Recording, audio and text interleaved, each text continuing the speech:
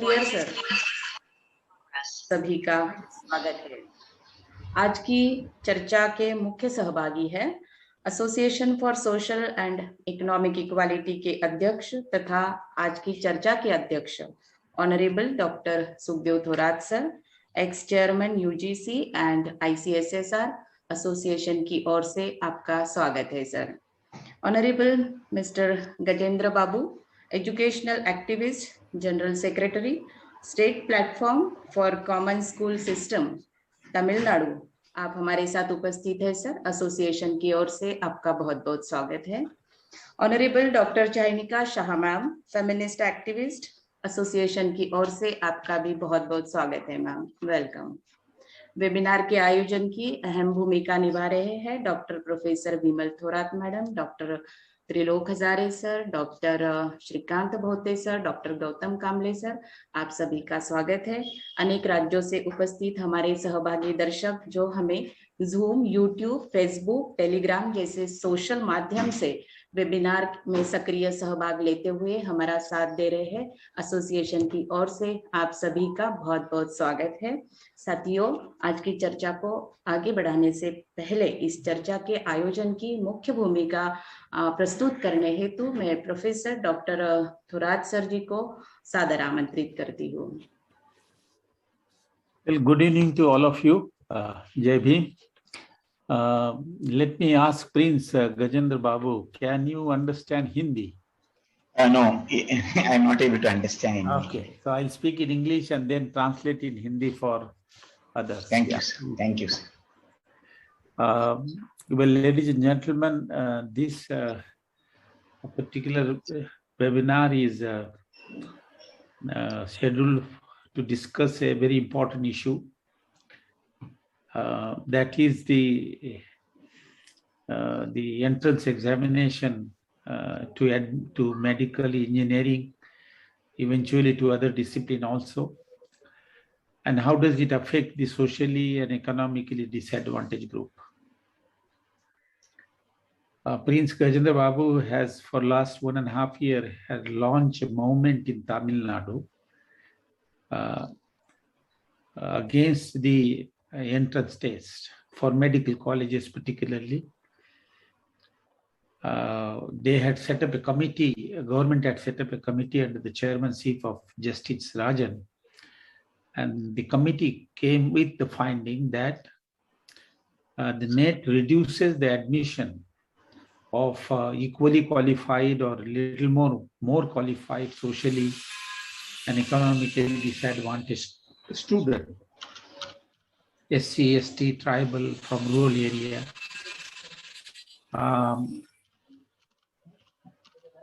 because of the entrance test. They have also have a statistic that earlier examination, earlier practice where higher secondary marks were taken into account for admission to medical courses, there this group used to get a fair deal. But after switching over to the NET, they discovered that the admission or the ranking of these students goes down. And therefore, there was a continuous movement in Tamil Nadu. As a result of that committee, as well as effort by Gajendra Babu and his colleagues,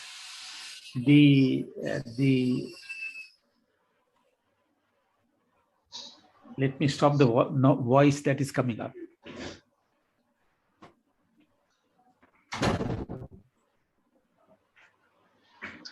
As a result of their effort, the Tamil Nadu government assembly took a decision that they favor the higher secondary as a basis for admission to medical courses, and as well as they have asked a slightly higher percentage for the state student in the private education institution. And it was sent to the governor. Governor didn't take a decision for 3 months, and Tamil Nadu government indicating that it will affect the merit of the economically and socially disadvantaged group to the governor. Again, the governor has to send it to the president for his approval. a similar issue when I participate in a webinar organized by Chayanika Shah and her colleagues for Maharashtra. They brought out a broad report on the discrimination of the scheduled caste, scheduled tribe students in the medical colleges, taking up the case of the girls, the Adivasi girl who had committed suicide. And there also they made this kind of observation that how the net make it very difficult for the poor student and the scheduled caste and scheduled tribe, because the other can afford coaching and they can, by sheer coaching, they go ahead compared to other students who may have more marks. Therefore, we decided to have a discussion on this issue by inviting both of them who are engaged into it. The other point that I want to mention before I sort of request Prince Charles Gajendra Babu first to speak and then Chayanika Shah later, is that the new education policy 2020 also now very clearly came with a recommendation that a national test or entrance test should be held to have an admission for the student in the universities also. And they went ahead, in the central government went ahead and implement this decision for the central university, about 47 of them, that there will be all India test in various subjects for admission to the student to this central university. And the central government through the 2020 policy has also recommended to the state to follow a similar pattern. So you can say that this is, you can see that this is going to be an all India phenomena, which this government is trying to push.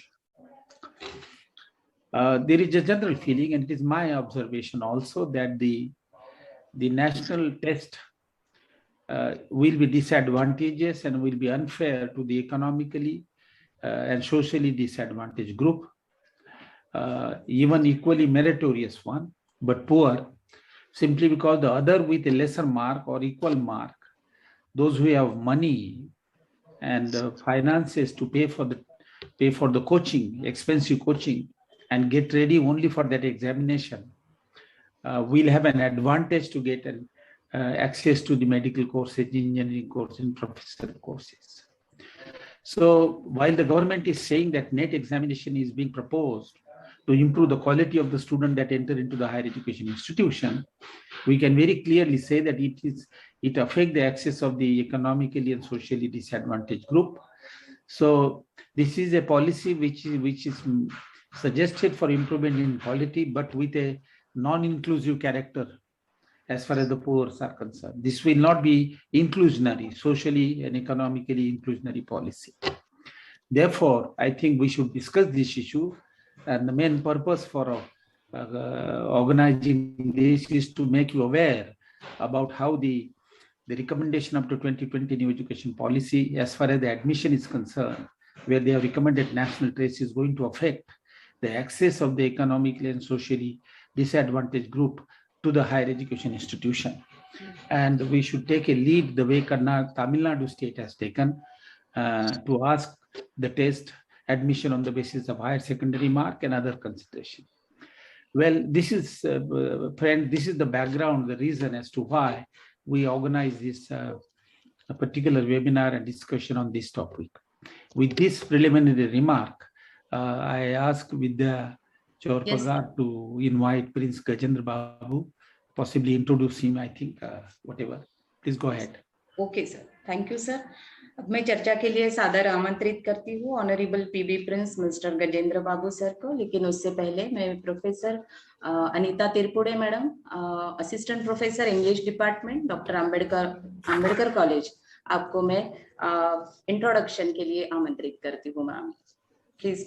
Very much, madam, for giving me the opportunity to introduce our guest speaker, PB Prince Gajendra Babu, an eminent personality who is among us today. He is an educationalist activist, General Secretary of State Platform for Common School System, Tamilnadu. He is actively involved in social justice issues and educational issues. His education carried forward undertaking sustained campaigns for establishment of fully state-funded common school systems and strengthening of the public higher education institution. I just want to highlight on the various activities in which he was actively present and propose various policies related to the education. At the 6th Education Conference organized by MUTA, PB Prince Gajendra Babu said that the blended mode of learning and teaching was against the interest of the rural students. The rural students face network connectivity problems and they are at a disadvantage when compared to the urban students. Also in a panel to formulate education policy in the line with Tamilnadu legacy, Gajendra Babu said it was a welcome measure as education is a component of culture. We expect the committee to come out with a policy that will be a time-tested model to be followed by any society in an part of the world. Educationist Gajendra Babu, in connection with the involvement in the social issues, he complained about the use of the caste names. In a letter to the Chief Election Commissioner, he has complained about the caste name being used during election campaigns. The atmosphere, according to him, is not conducive to a free and fair election. There are n numbers of tasks performed by the eminent guest speaker, PB Prince Gajendra Babu, for the society, but with the time constraint, I have to take it in a brief. With this brief introduction, I would like to invite Sir to please address the audience. Thank you, sir. You please. Thank you.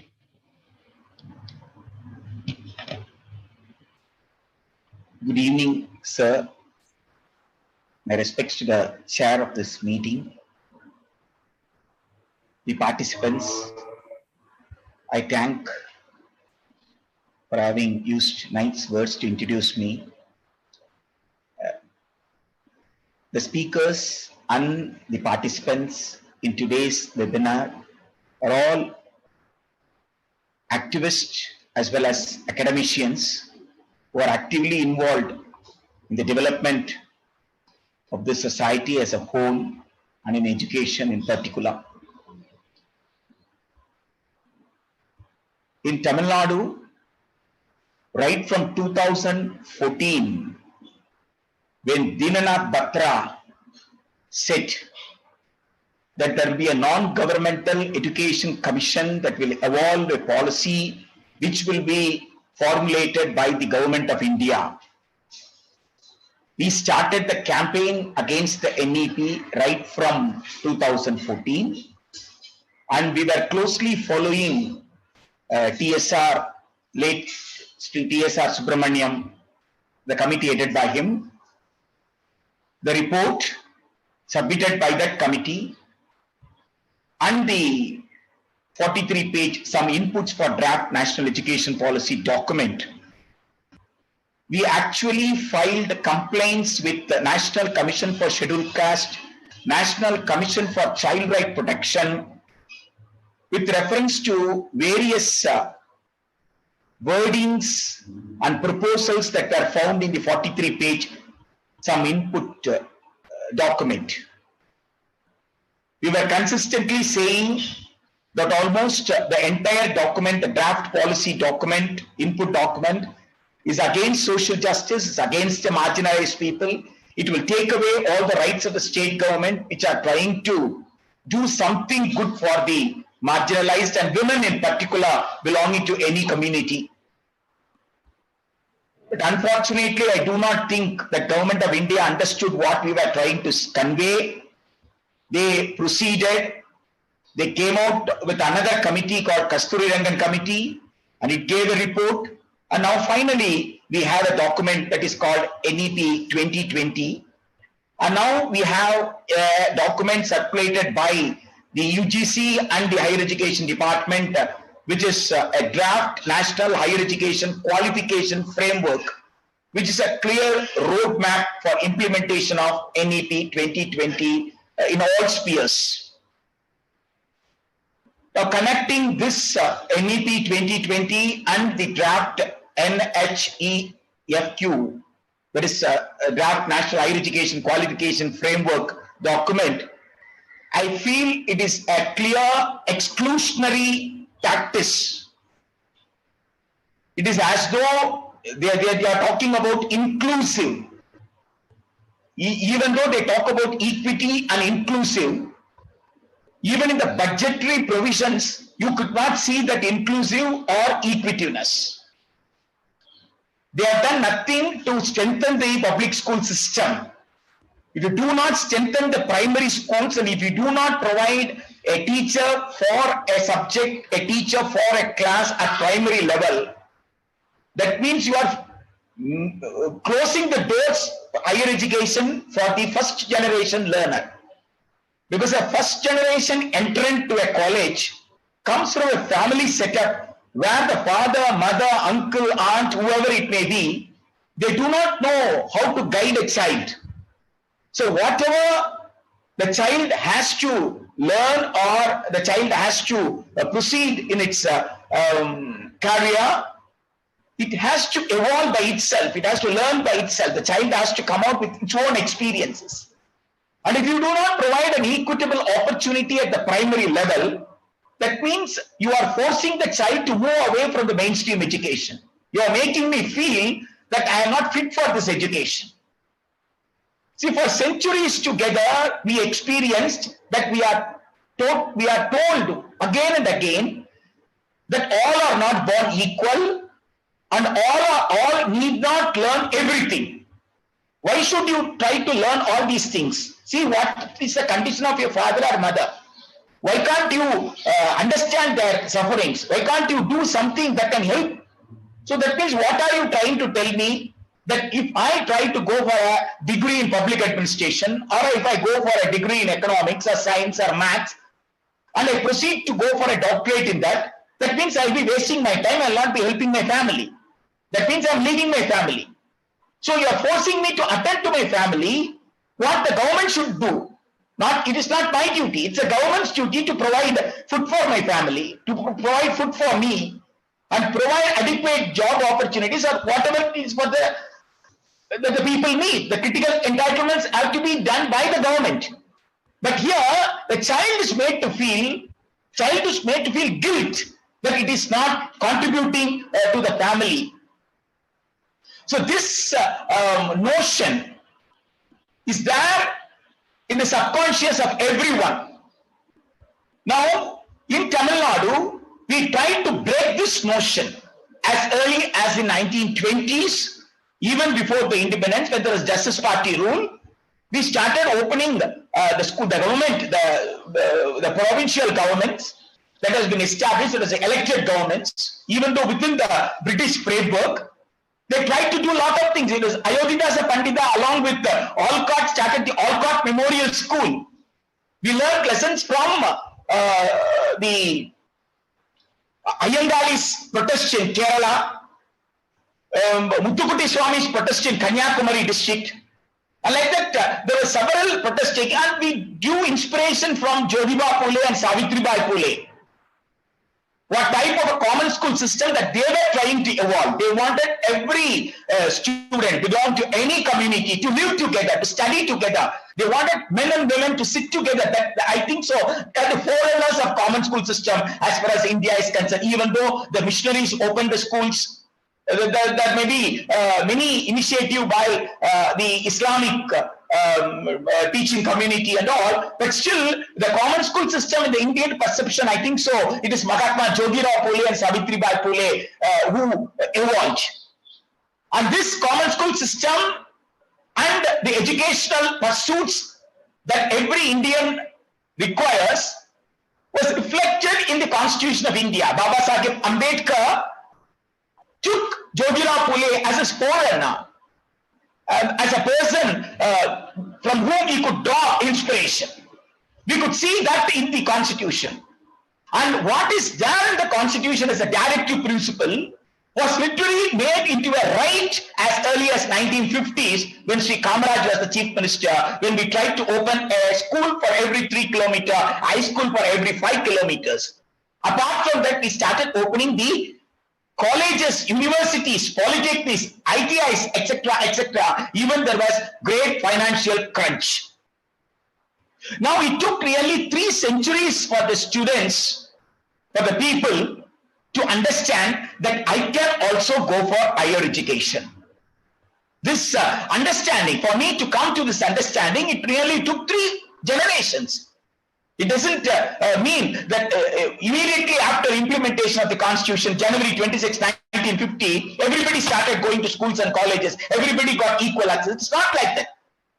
From my subconscious to remove that notion that I am not fit for higher education, it took 3 centuries, 3 generations. Now, what is NEET doing? We place NEET or the entrance exam. That this is now February 13th. Today is the last day for filing the responses to the draft National Higher Education Qualification Framework. I do not know how many states responded to it. I do not know how many teacher and other organizations have responded to it. And even if you are going to respond, in what way the government is going to take that responses is another question. It's how are we going to mobilize the people against this atrocity? See, it is an atrocity. It is nothing but an atrocity.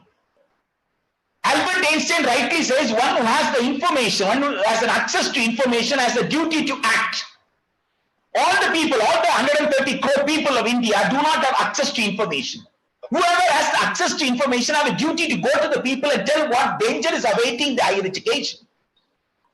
Now, when we read this higher education qualification framework draft, really, literally every nerve is shivering within me. Because majority of the students will be excluded. That is what we saw in NEET. In NEET, what has happened? After 2017, the students who enroll in higher secondary, it started falling down. Between 10 to 15% enrollment in higher secondary schools started falling down. And the students who score higher marks in SSLC, that is 10th standard, they did not prefer science group. They did not prefer biology group more particularly. Because they were told if you go to biology, you have to go for NEET to enter into a medical college.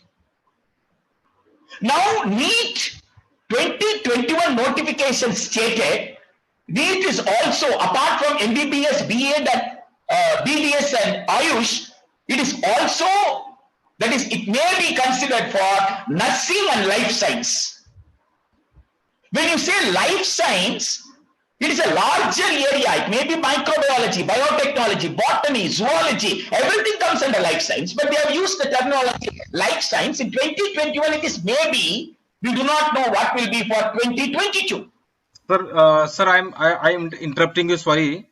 For in any case, if this program is disconnect, please join with the same link. Sorry for interruption, please. Yes, thank you. Yeah. I think I saw some issues here. No. Yeah, please. So when you are compelling a student to go for an entrance test in the name of entrance test or in the name of eligibility test, whatever it may be, it is nothing but a torture to a student. That is what we experienced in Tamilnadu. And that now there is no study in Tamilnadu or in any part of India to understand why there is drop in higher secondary education, why the drop in higher secondary enrollment, and why there is a drop in higher secondary enrollment, more particularly in biology group. There is no study with that. Now, what we understand from the NEET is that syllabus, textbook are same of the higher secondary as well as for the NEET. When the syllabus and the text material are same for both higher secondary as well as NEET, then why do you want to have NEET? Is it not a duplication? You are not attempting to test the attitude or aptitude of a student. What is the urge? Why does the student come to a particular branch of study? How he is going to serve the society? What is his motivation? These are not tested and there is no value for these things. NEET is nothing but a scholastic examination. Already I am tested in chemistry, already I am tested in physics, already I am tested in zoology and botany. Now in NEET, you are going to test me again. The only difference is the pattern of question paper. The pattern that is asked in CBSE, higher senior secondary board exam plus 2, or the pattern that is followed in state board higher secondary like Tamilnadu, and the NEET pattern are totally different. And the second component is that the NEET is only a MCQ, multiple choice questions. And NEET, you have a negative mark. I do not know, is it just proper to give negative mark for a 17-year-old child? A person less than 18 years of age is a child. Only he completes 18 years, he becomes an adult. But what practically happens in Tamil Nadu, in this present NEET 2021, a 61-year-old retired teacher cleared NEET and is eligible for medical admission. Fortunately, he withdrew. I do not know what the 61-year-old retired teacher who will take another 6 years to complete MBBS and house surgery and become a doctor at 67 or 68 years will be able to serve the society. Whose seat he is trying to take away? And many of the women candidates are married. That means they have already crossed 21 years. Many of the male or female candidates are the third attempt in NEET. That means when they complete 17 or 18 years at higher secondary level, they should be 20 or 21. See that they will be completing MBBS at 26 or 27. This age factor is very important because a child from a marginalized community, I do not treat socially and economically poor in the same plane. As per the constitutional provision, it is social and educational backwardness. The social and educational backwardness is more a difficult one than the economical backwardness. Economical backwardness can be overcome at any stage, any point of time. Take for example, a poor man, if he gets money, he becomes rich and he gets an equal status. But in a social hierarchy, whom you are placed in a bottom level, whatever wealth he gets or whatever position that he gets, still he remains at the bottom level in a social hierarchy. You cannot treat a person who is totally kept in a low position in the social hierarchy on par with a person who is just poor, but socially he is in a top hierarchy. So I do not consider that economical backwardness is equal to educational backwardness. So we have to see the communities that come from socially and educationally backward classes. The students who come from this, they have several disadvantages and several difficulties. The family face the social oppression and the family does not have educated. That may be from SC community, from ST community, from OBC community. There may be several professors. There may be several PhDs. There may be several collectors. There may be several principal secretaries. But are they living in the village? Are they with the people? Are they with their family? So you cannot expect them just because they studied in the scholarship, just because they use the reservation. You cannot put the blame on them and say, see, you have come from your community. You are not going back to your community. What is there for me to go back to my community? Is it not the state's responsibility to take care of my community? Did I keep my community oppressed like that? It's a state which is keeping the community oppressed like that. Even after Article 70 of the Constitution, till date, the discussion has not entered the classroom about annihilation of caste. Untouchability is eradicated. Once untouchability is eradicated, one caste cannot remain upper and one caste cannot remain lower. Did you discuss in the classroom? Did it reflect in the syllabus? Did it reflect in the textbook? Did it reflect in the UPSC examination? No. Does the NEP talk about that? Does the new curriculum framework talk about that? No.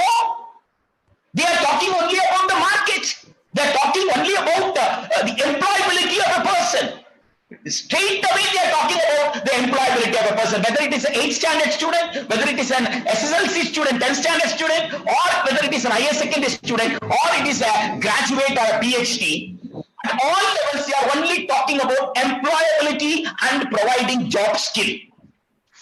NEET, in our experience in Tamil Nadu, it is a clear exclusionary policy.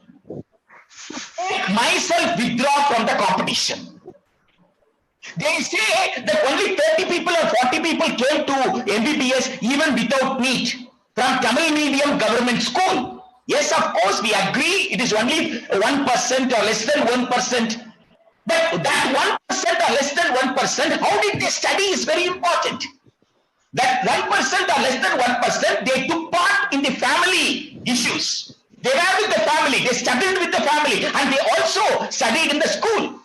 Whatever time that was given in the school, that was the time for them to learn.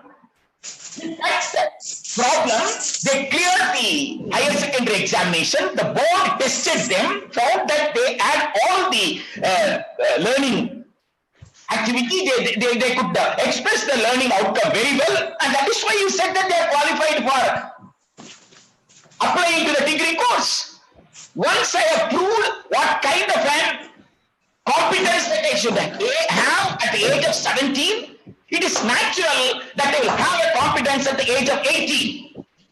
You need not test what competence I will have at the age of 18 and 17. But what is NEET is trying to do? NEET is testing a 17-year-old along with a 61-year-old. NEET is testing an Indian from a basti in Maharashtra, from a village in Maharashtra or West Bengal or Tamil Nadu or Kerala or Tripura, Meghalaya, Manipur, a hilly region, along with the Westminster Abbey. The test is common for the foreigners, people of Indian origin, overseas citizen of India, NRI, and also Indian. All the 5 category of people apply for NEET, and they can get qualified, and they have eligibility to attend the All India quota. What is All India quota? The seat given by the West Bengal government, the seat given by the government of Tamil Nadu, seat given by various state governments. So, to whom this seat belongs? The seat belongs to the poor Indian. But what is the NEET doing? NEET is placing the poor Indian on par with a nation, a student coming from a nation which has common school system, which has guaranteed cost-free education at least up to school level. Here you have a multi-layered school system. Without going to a coaching center, you cannot clear the examination. What in the last 5 years we were able to do is that the education is in Tamil Nadu. We approached each and every political party. We spoke to them. We had a dialogue with them. The result was that it reflected in the election. It reflected in 2019 parliamentary election. It reflected in 2021 state assembly election. And in state assembly election, it was a major issue that every political party spoke about NEP 2020 and NEET. And DMK in its election manifesto very clearly stated it rejects NEP 2020, it rejects NEET, and it promised to establish a commission to evolve a state education policy, and it has won more than 150 seats. The coalition has won more than 150 seats. That means a clear mandate of the people to reject NEP 2020. It's a clear mandate of the people to reject the NEET. And it's a clear mandate for the state government to evolve its own policy and bring in a law to do away with the national eligibility come entrance test and place higher secondary marks as a basic qualification for medical admission. But now, what is Mr. Amit Shah trying to do? That's very important. We are thinking that we are in a democratic setup. We are in a parliamentary democracy that Baba Sahib has promised on November 25, 1949, when he concluded the draft discussion. He said that there is a division of power and the union cannot take away the rights of the states. And he said that we, the people of India, he said that the people are the ultimate sovereigns, or people will decide. But what did Mr. Amit Shah say on December 25, 2021? He clearly said democracy, according to him and Mr. Narendra Modi, is that we do what is good for people. people, and it is not that we do what people want. That means, are you talking about benevolent despondents, what they were doing? The king's benevolence? Should we live in benevolence?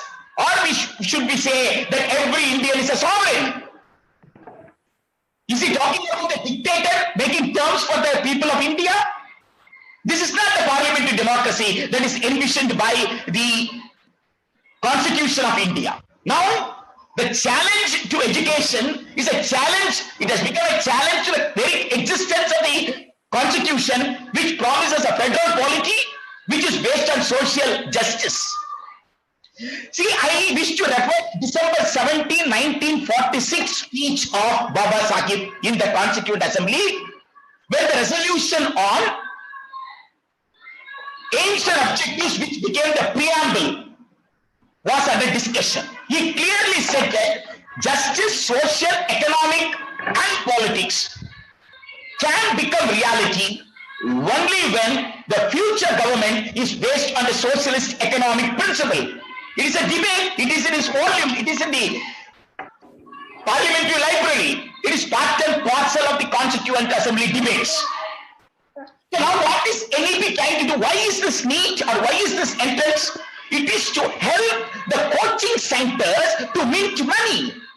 Because in Tamilnadu, from 1st standard to 12th standard, you can complete your school education without spending a single pie. I think so various state governments have come out with various policies that could help the children complete the school education with less difficulty. Here we give nutritious food, here we give uniform, here we give all the study material. We do not even charge the students for the examination fee. When they are in the government school, government aided school, when they are pursuing their education with Tamil as a medium of education.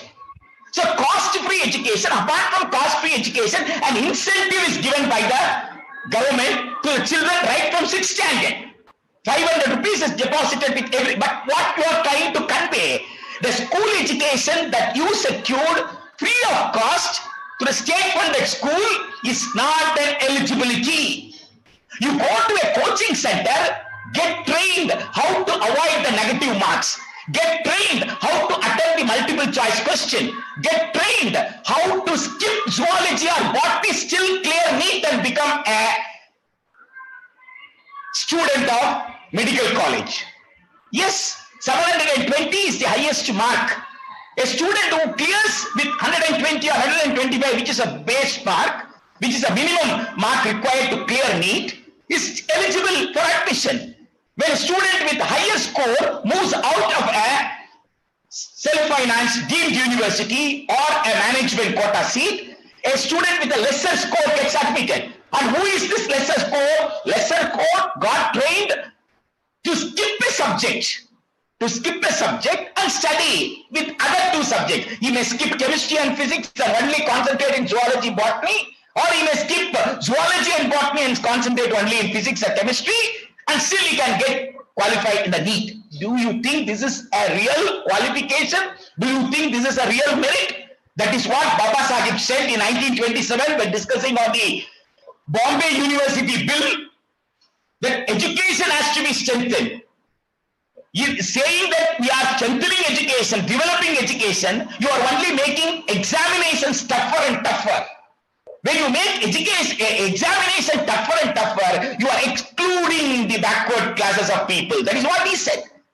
You are excluding the backward classes of people in the entrance to the university education. The classes which did not enter such campuses are kept outside the campuses. So this message of Baba Sahib and Tandai Periyar in Tamil Nadu, we took across the political parties. Since we discussed with the political parties, since it entered the manifesto, it became a political issue in Tamil Nadu. And the people of Tamil Nadu, through their mandate, rejected the NEP and NEET. But an arrogant union government, a government doesn't care about the constitution. The government doesn't care about Article 41 of the constitution. The government which does not come forward to have any study about the social and educational backwardness and what is the cause for such backwardness even after 75 years of independence, even after 72 years of republic. Why such backwardness still prevalent? Why we say certain sections are educationally backward? What made them backward? Why it keeps them backward? There is no study. Without studying, if you proceed with examinations like NEET or entrance exam in any form, and that too for all degree courses, including a BA course or BSc course or BCom course, whatever undergraduate course, added to that, you are talking about a 4-year course. When you keep adding a year in an undergraduate course, that means you are making me think, no, it is not possible for me to complete that. And I do not know in future, now it is a 3-year degree course, is a minimum qualification to apply for UPSC or TNPSC or exams like that, for service exams and banking sector, etc., etc. Now, once you introduce 2 degrees, a 3-year degree and a 4-year degree, which will be the qualification for UPSC exam? That means even without knowing which will be the qualification, I will be said that don't worry, you can exit at any level. You can exit with 4th semester, you can exit with 6th semester, you can exit with 8th semester. You will be giving a degree at 4 year, you will be giving a degree at 3 year. But what will be the qualification for my next entrance? That is a challenge. Reducing the MA to 1 year and making degree to 4 year, it is a kind of practice to ensure that a student who gets a basic knowledge, a first generation entrant into a university who gets a basic knowledge and prefers to study in depth in a post-graduation, learns how to learn and then learns in post-graduation, he is not given that opportunity. Thereby he is straight away thrown to a PhD degree. Even though you say it is like a ladder, it is not like a ladder, it is like a hurdle running. It is a hurdle competition. It is not a ladder. What we have, the 10 plus 2 plus 3 now, is a ladder. You can easily proceed. So, NEET, as far as Tamil Nadu is concerned, we are politically, socially, educationally, in all the 3 spheres, both in the legal, in the courts, as well as in the streets, we are continuing our education, even though our honorable governor is not able to understand the spirit behind this agitation. Now the second time the bill has come to him, I do not know whether he has sent it or still he is keeping. We are waiting word from him, or we have to ask through a RTI after a week or something like that. Then only we will be knowing whether the bill has moved from the governor's bungalow to Rashtrapati Bhavan. And what the union government is going to do, we do not know. But our fight will continue. Our fight is at 2 levels. We have dialogue with the people. We have dialogue with the government. We want to sensitize the government. We also want to take the message to the people. At both the levels, the dialogue is continuing. I think so. If the governor is adamant and if the union government is going to continue its adamancy and it is going to impose NEP 20 in totality on the state of Tamil Nadu, we will strongly try to defend our rights. We will stand for equitable education. We will try to join hands with other governments. I understand certain governments like Maharashtra has formed committees for school education, higher education. I think so those committees will also be discussing and they will be coming out with a plan. We will try to collect all this information from various other states also and try to give a united struggle against this exclusionary exams, what they call it as eligibility or entrance, whatever it may be. These are the small things that I could share now. And if I have not completely spoken out, if you had expected something more, and if there are any questions at the end, I will definitely try to do what justice I could do. I thank you so much for giving me this opportunity. Yes, thank you, sir. Thank you. आपने काफी गहराई से शिक्षा के क्षेत्र में फैल रहे डिस्क्रिमिनेशन और इस डिस्क्रिमिनेशन के कारण छात्राओं का जिस तरह से शोषण हो रहा है, लोकतंत्र का हनन हो रहा है तथा राजनीतिक उदासीनता भी हमें दिखाई दे रही है और बढ़ते हुए महंगे कोचिंग क्लासेस के कारण जिसके तहत आर्थिक दुर्बल लोगों का इस क्षेत्र में एक छूटता हुआ सहभाग हमें नजर आ रहा है। ऐसे काफी मुद्दे हैं जिसके तहत आपने हमारा ध्यान खींच लिया है। बहुत ही सोचने वाली बात है। Thank you so much sir, thank you. Now अभी मैं आमंत्रित करना चाहूंगी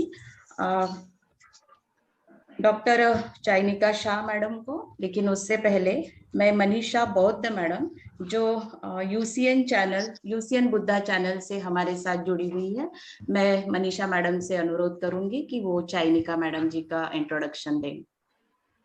Thank you so much, madam. I'm really very happy and very glad that you've given me a wonderful opportunity to explain about Dr. Chayanika Shah. It's really very nice that I am speaking some words about the Dr. Chayanika Shah. She is a really very good researcher and educator.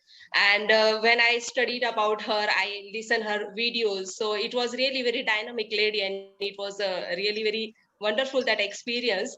I heard her lots of lectures, and that I understood about her education. She had done her MSc in 1979, and she has completed PhD in 1986. So it was a wonderful. As well, I studied, like I know about that she was the lecturer in KJ Somaya. So I'm very happy to see that I am also the student of KJ Somaya, because I as a mass communication from KJ Somaya. So I'm very happy, madam, and I'm welcoming you. Yeah. It's really very inspiring for the our Indian women that how you are working, because as a lady, you are in India. So I'm also female. I'm handling my family life as well, my job, my work. So lots of problems also I'm facing in my life. But as well, it's a challenging to develop ourselves. So you are really very inspiring for me and in our Indian. So I will tell you that in association with various movements, like she did a lots of work. Especially she taught and written on the politics of population control, and with the women's movement. Especially she worked for the women's movement.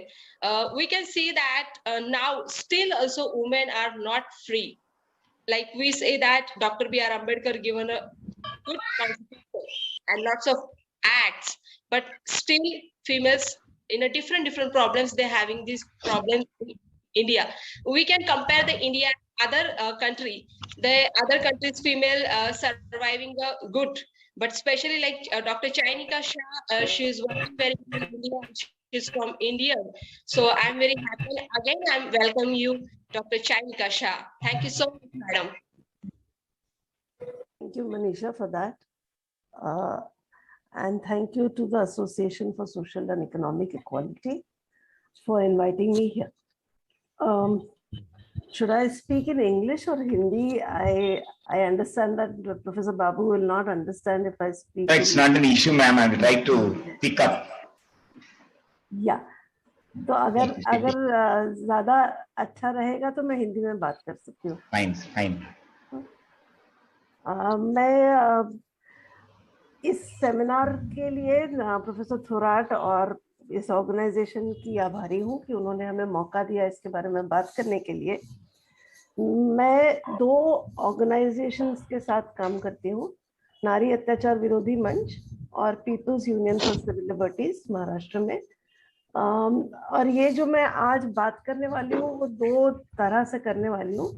एक report हम लोगों ने बनाई थी doctor पायल तड़वी की जो हत्या की गई, संस्थागत हत्या जिसको हम कहते हैं, वो उसको नजरअंदाज रखकर हमने सोचा था कि क्या अनुभव है जो मार्जिनलाइज कम्युनिटीज से स्टूडेंट्स आते हैं, उनके मेडिकल शिक्षा के दौरान क्या अनुभव रहते हैं.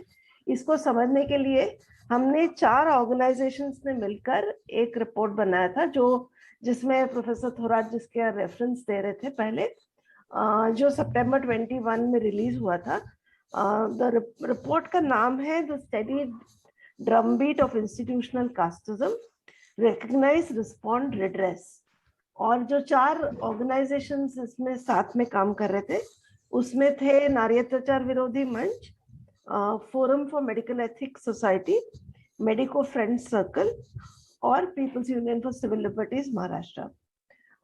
तो ये सबने मिलकर हम लोगों ने पायल तड़वी की जो ये जिसको हम इंस्टीट्यूशनल मर्डर कह रहे हैं, ये होने के पीछे कारण क्या है, एक किस्सा ना लेकर एक जनरल स्थिति क्या है आज की तारीख में मेडिसिन को लेकर और मेडिकल एजुकेशन मैं एक वहां से बात करूंगी, और दूसरा मैं थोड़ा सा जोड़ना चाहूंगी, मेरे पास इतना अनुभव नहीं है जितना प्रोफेसर बाबू के पास है एक्चुअली पॉलिसी के साथ इतना काम करने का, लेकिन मैं खुद एक टीचर रह चुकी हूँ और मेरा एक रुझान है हायर एजुकेशन की तरफ।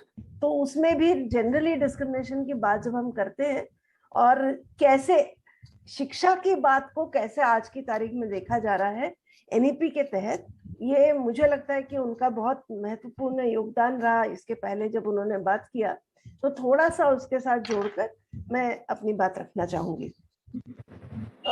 जब हम ये जो रिपोर्ट है इसका मैंने यहाँ पर लिंक डाला, उस वाले में डाला था, यहाँ पे डाल देती हूँ रिपोर्ट का लिंक, यहाँ से आप लोग इसको डाउनलोड कर सकते हैं।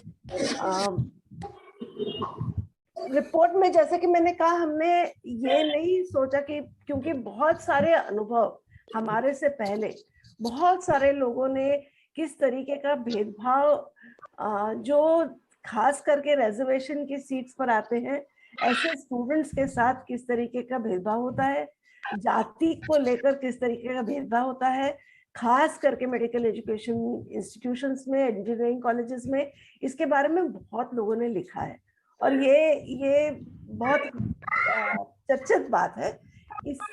हमने ये भी नहीं सोचा कि पायल तड़वी का जो किस्सा था वो जाहिर तरीके से हम सबके नजर में बिल्कुल ही एक तरह से it was a case of casteism, it was a case of discrimination, क्योंकि वो एक ऐसे समुदाय से आती थी जिसके लिए एक अफर्मेटिव एक्शन के तौर पर, जिसके लिए जगह बनाने के लिए हमारे संविधान में और हमारे पूरे शिक्षा नीति के तहत एक तरह से रिजर्वेशन की एक जगह बनाई गई है।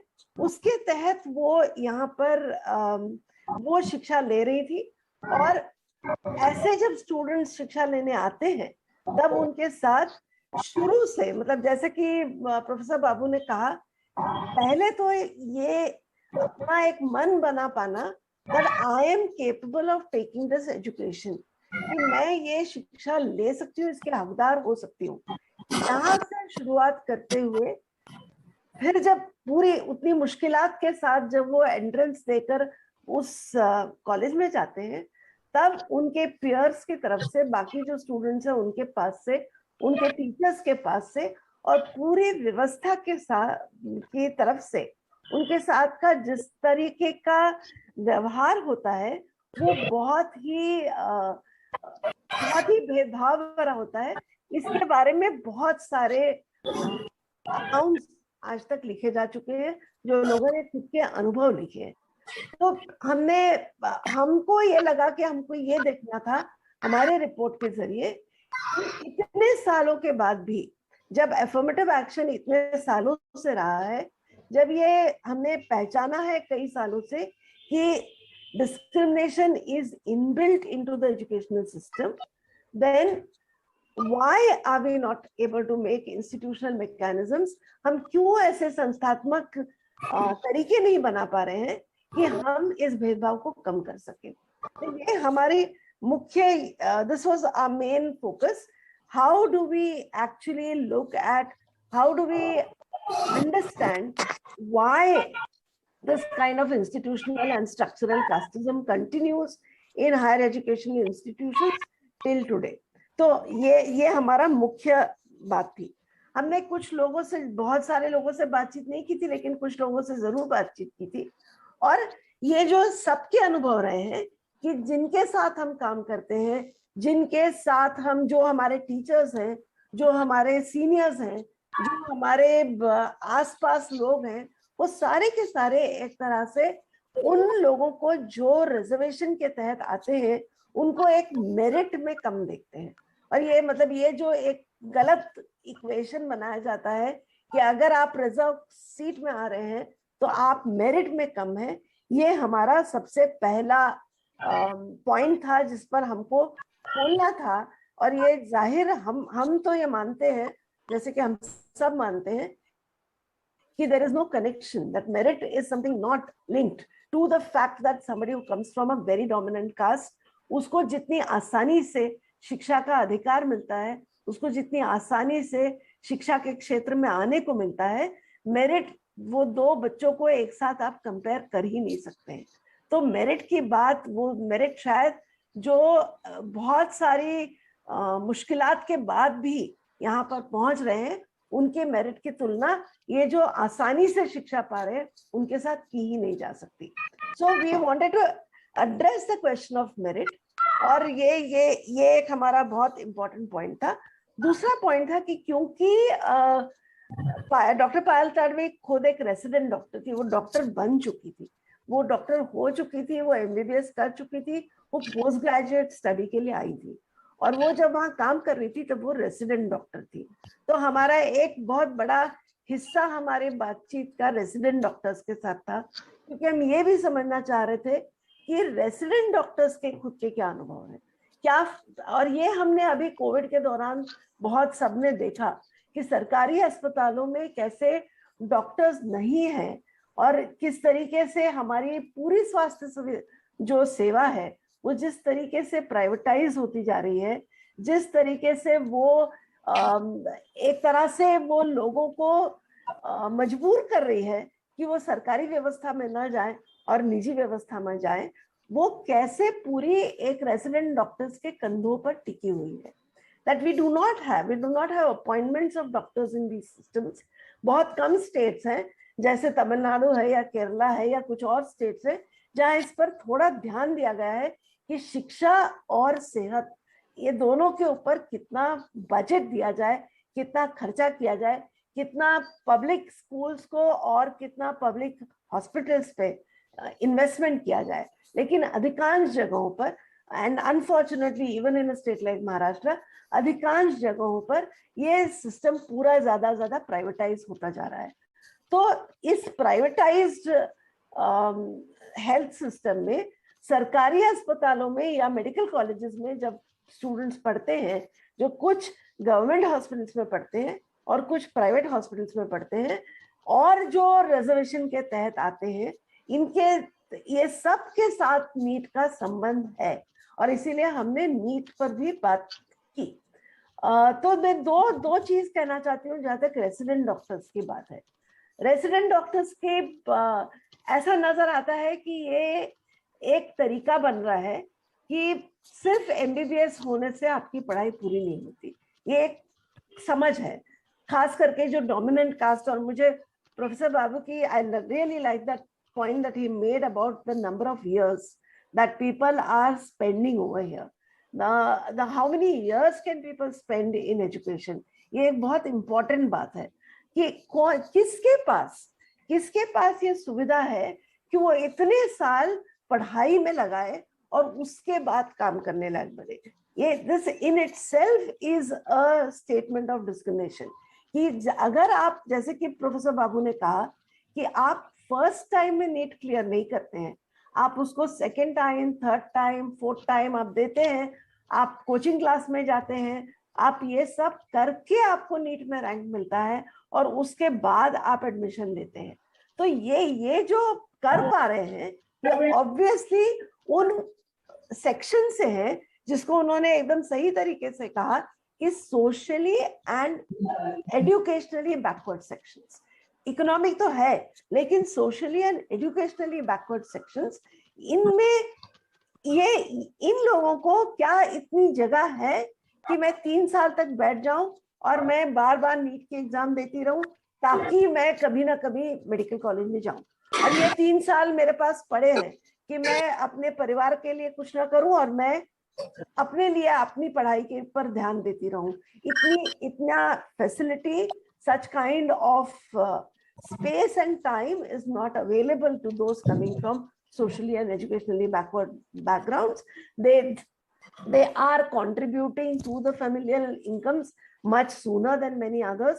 They are fighting their own internal battles about how much can they actually invest in their own education. So what we find is कि जब आप नीट डालते हैं, जब आप ये कहते हैं कि एक कंपल्सरी एग्जाम है जो मल्टीपल चॉइस है, जो बिल्कुल पूरे तरीके से एक अलग इवैल्यूएशन सिस्टम में है। मतलब मैंने पूरी तैयारी मेरी एक तरह से सवाल का जवाब देने के लिए की है, और अब मेरे को फिर से दूसरे तरीके से, अलग तरीके से पूछे गए सवालों के लिए मुझे कोचिंग नहीं मिलेगा तो मैं ये नीट का एग्जाम क्लियर नहीं कर पाऊंगी। ये बिल्कुल बहुत एस्टैब्लिश्ड फैक्ट है, for many years it has been established. हम जिस तरह की फैक्ट्रीज देखते हैं आजकल कोचिंग क्लासेस के नाम पर, वो चाहे कोटा में हो चाहे कहीं और हो, इनका जिस तरीके से चलन हो गया है, जिस तरीके से हमने शिक्षा को ही एक तरह से कोचिंग सेंटर्स को पूरे उनके हाथ में सौंप दिया है कि बच्चे स्कूल नहीं जाएंगे, बच्चे एजुकेशन वहां स्कूल में नहीं करेंगे, बोर्ड की एग्जाम की तैयारी नहीं करेंगे, लेकिन कोचिंग क्लास में जाकर इस परीक्षा की तैयारी करेंगे जो परीक्षा शिक्षा नहीं देती। जैसे उन्होंने कहा कि आप 2 सब्जेक्ट पढ़कर बाकी 2 छोड़कर भी you can clear the NEET, you can get very good marks, because the coaching centre ये नहीं देखता है कि आप कितना समझ रहे हैं, कोचिंग सेंटर ये नहीं देखता है कि आप क्या सीख रहे हैं, कोचिंग सेंटर ये देखता है कि आप कैसे ये स्किल पाते हैं कि आप एक्चुअली एग्जाम में मार्क्स ज्यादा लाएंगे। और एग्जाम में मार्क्स ज्यादा लाना ये शिक्षा नहीं है। ये सबसे पहली बात, as teachers, as people who are invested in education, हम सब ये कहना चाहते हैं कि शिक्षा का मतलब बहुत अलग है और परीक्षा पास करने का मतलब बहुत अलग है। तो अगर हम शिक्षा को ही इसमें परिवर्तित कर देंगे कि आप, शिक्षा का मतलब है कि हम एक जॉइंट एग्जाम, एक एग्जाम जो सारा देश एक साथ दे, उसको कैसे मैक्स करें, कैसे उसमें ज्यादा से ज्यादा मार्क्स ला सके, तो हमारी शिक्षा ही पूरी हमें देखती हूँ कि 1 मिनट बचा है तो I can to exclude this section. I think Chayanika is correct in saying that. And Babu has also raised very important question of the power of the state and the center with respect to education, how there is an encroachment on the power of the state. Legitimately, the assembly has passed it, send it to the governor. Governor is obliged to send it to the president, but it is being stopped in between. So I think there are issues, and people should really think over it and see that some of these policies should be reversed. There are several other aspects of new education policy. I don't have a time, and this is not an occasion also to point out that how there are several other aspects of new education policy which undermine inclusiveness. The affiliating system movement toward a unitary system is going to affect. At the moment, there are colleges in the small village, large village, small town, and students get access. Unitary system, the university will be at the district places. It will make much more expensive. Secondly, why do we want 4-year bachelor? It will make more difficult for the economically poor student to spend 1 more year. And I think the Babu was very right. Which degree, 3-year or 4-year degree, we will take into account for examination. Then there is no change in the commercialization of the education. Private institutions are allowed, non-profit and profit. Then you are inviting 100 ORC universities. Who will pay? The poor cannot even pay private self-financing institution here. How can they afford the ORC? So there are several measures which affect inclusiveness and access of poor to the higher education. But that is another issue which people can take later on. We focus on net, and I think let us discuss that issue here. Thank you. Thank you, sir. Now this platform open for the discussion. You can raise your hand or put your question chat box also.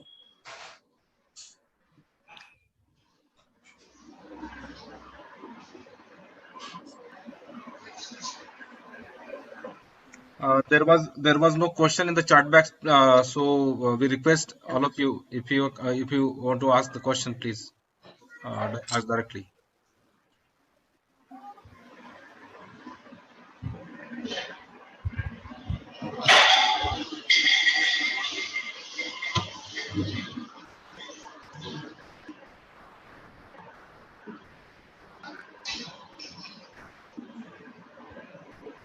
Let me ask the question Comments? to Gajendra Babu.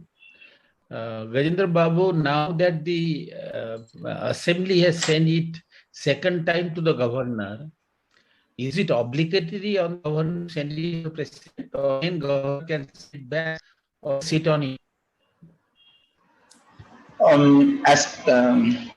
Good evening once again. Thank you, sir. As far as the governor is concerned, under Article 200 of the Constitution, if a subject falls under the state list, that is list 2 of 7th schedule, the governor has the power to say that he gives assent or he withholds the assent. On the subjects on which the governor has that power, he can write back to the assembly and ask for explanation. And once such explanation has been given, once the bill is again passed by the state assembly, according to Article 200 of the Constitution, the governor does not have the power to withhold or resend it. He has to give the assent. So this is specifically for the subjects listed under list 2, that is the state list. But now the bill under discussion is under list 3, entry 25. So it's clearly, it falls under Article 254, where when there is a law that has been passed by the parliament, a central statute is there, and now the state is also coming out with a bill, and when there is any repugnancy in any provision between the central statute and the state bill, then that repugnancy has to be removed by getting an assent of the president. So unless the president gives the assent, the bill cannot become a law. Once he gets the assent, it becomes a law enforceable in that particular state. Now, the governor does not have the power to give assent. So he cannot say whether he is going to give assent or not going to give assent. He has to simply reserve the bill, what he should have done in the first instance itself. Now he has unnecessarily made the state to spend money by calling for a session, special session, discussing. Now the assembly has kept its constitutional obligation of discussing anything that is sent by the governor. And now it has sent it back. Now it is the responsibility of the governor to reserve it to the President of India without further delay. Since the governor has referred the matter to the assembly, now the president must not take the same route, because now the president has got the power to return the bill back to the assembly with his message. The president should not do that. President should give respect to the mandate of the people, should give respect to the federal polity, and it should also understand the social implications of the need, and it should understand that the bill concerns only about admission to state government medical college and state seats in the private college. It does not talk about deemed university. It does not talk about the management seats. Further, it gives opportunity for students to appear in NEET for All India quota or for central institutes. And the students who are appearing for the All India quota, and if they have their scores in higher secondary marks, still they can also compete for the medical seats in the state government college. So this bill does not prevent anybody coming into a state quota. It's only ensuring that higher secondary students who have come out from the state board schools, who do not have opportunities to spend more time and go for a coaching center, and they will have a level playing field. Those are the children who really have a passion for medical education, passion for service, and those who have really competence in getting medical education. Once they come out successfully completing their MBBS course, they will be the doctors in the primary health centers. They will be the doctors who will take care of the people. Thereby, the primary health centers will not have any problem in enrolling doctors. Moreover, Tamil Nadu has large number of super specialty seats and PG seats. Now, once the government does not have adequate number of doctors later who can become professors in the government colleges, the state will be losing the super specialty seats. The state colleges will be deprived of their right to have super specialty seats because they do not have sufficient number of qualified teachers in the government colleges. It's a chain reaction which is going to affect both the health sector, the public health sector. Universalization of health is a state subject under list 2, entry 6. Maintaining hospital dispensary is a state subject.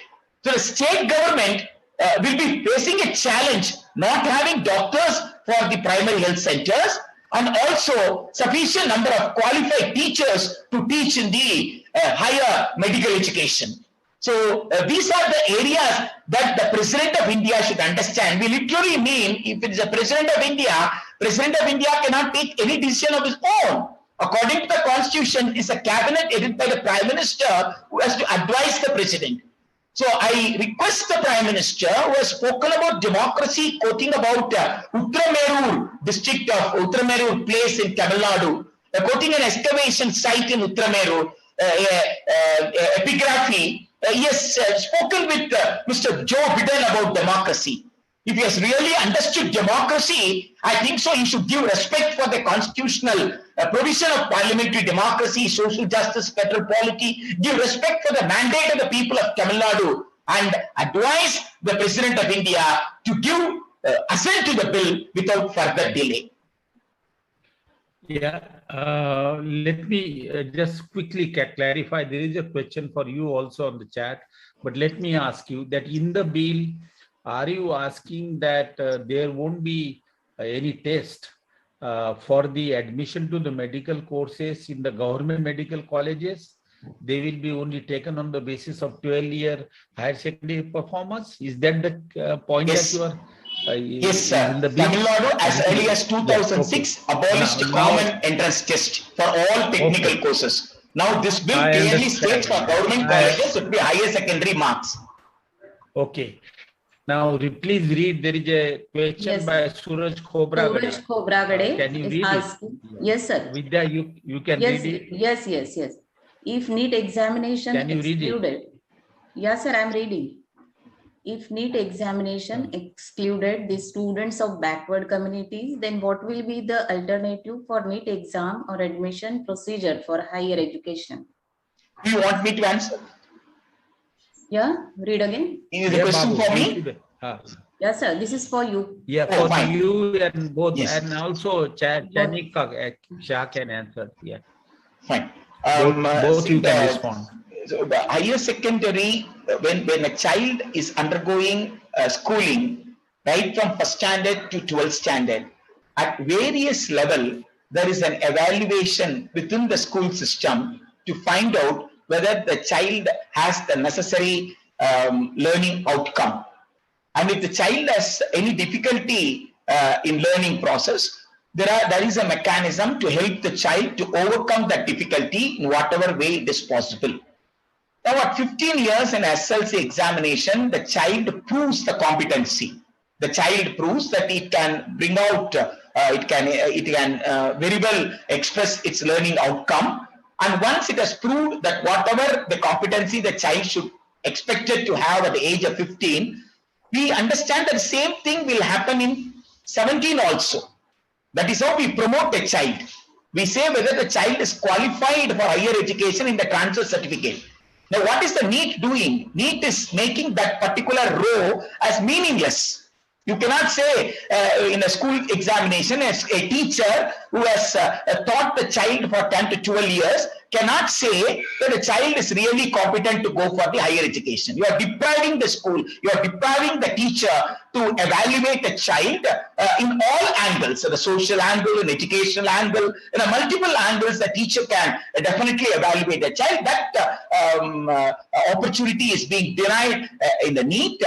So what we say, in a higher secondary examination at the age of 17 years, a child proves what it has understood according to its age in a subject called chemistry or physics or zoology or botany. So why do you want to test again? So have that. That need not be another test at all. Equivalent to NEET is board exam. Board exam, the child has proved whatever the syllabus that has been provided for the child, whatever difficulty the child has faced socially, economically, educationally, whatever the child has overcome all the difficulties, and it is proved. Now, why do you torture the child to go for another examination? So that need not be a NEET, or that need not be any alternative for NEET. Higher secondary should be the base mark. From the higher secondary marks, you allow the child to go to the next level of education, that is undergraduate. In medical, you call it as MBBS. Thank you, sir. Chayanika Shah, you want to comment on this? I just wanted to add, for many years, admissions were done only on the basis of the state examinations. ये common entrance का मुद्दा ही 2000s में आया है, and it has been brought in because many of these, I mean, these capitation, so-called capitation fees colleges that opened all over the place, and every state started having its own criteria for admission for other students.